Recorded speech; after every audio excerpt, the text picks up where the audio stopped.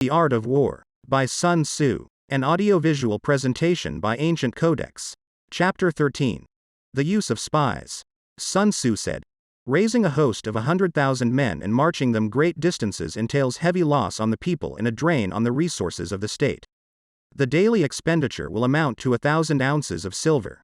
There will be commotion at home and abroad, and men will drop down exhausted on the highways. As many as 700,000 families will be impeded in their labor. Hostile armies may face each other for years, striving for the victory which is decided in a single day. This being so, to remain in ignorance of the enemy's condition simply because one grudges the outlay of 100 ounces of silver in honors and emoluments, is the height of inhumanity. One who acts thus is no leader of men, no present help to his sovereign, no master of victory. Thus, what enables the wise sovereign and the good general to strike and conquer, and achieve things beyond the reach of ordinary men, is foreknowledge. Now this foreknowledge cannot be elicited from spirits. It cannot be obtained inductively from experience, nor by any deductive calculation. Knowledge of the enemy's dispositions can only be obtained from other men.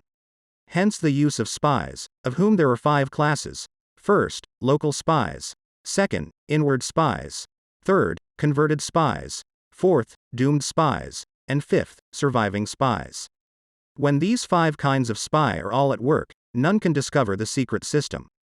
This is called divine manipulation of the threads. It is the sovereign's most precious faculty. Having local spies means employing the services of the inhabitants of a district. Having inward spies means making use of officials of the enemy. Having converted spies means getting hold of the enemy's spies and using them for our own purposes. Having doomed spies, doing certain things openly for purposes of deception, and allowing our spies to know of them and report them to the enemy. Surviving spies, finally, are those who bring back news from the enemy's camp. Hence it is that which none in the whole army are more intimate relations to be maintained than with spies. None should be more liberally rewarded. In no other business should greater secrecy be preserved. Spies cannot be usefully employed without a certain intuitive sagacity. They cannot be properly managed without benevolence and straightforwardness. Without subtle ingenuity of mind, one cannot make certain of the truth of their reports. Be subtle, and use your spies for every kind of business. If a secret piece of news is divulged by a spy before the time is ripe, he must be put to death together with the man to whom the secret was told. Whether the object be to crush an army, to storm a city, or to assassinate an individual, it is always necessary to begin by finding out the names of the attendants, the aides de camp, and doorkeepers and sentries of the general in command. Our spies must be commissioned to ascertain these. The enemy's spies who have come to spy on us must be sought out, tempted with bribes, led away and comfortably housed. Thus, they will become converted spies and available for our service. It is through the information brought by the converted spy that we are able to acquire and employ local and inward spies. It is owing to his information, again, that we can cause the doomed spy to carry false tidings to the enemy. Lastly, it is by his information that the surviving spy can be used on appointed occasions.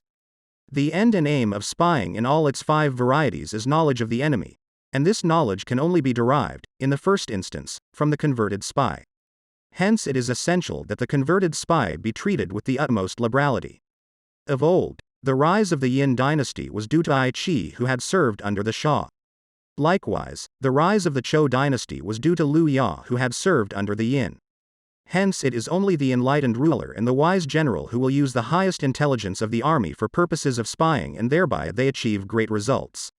Spies are a most important element in warfare because on them depends an army's ability to move.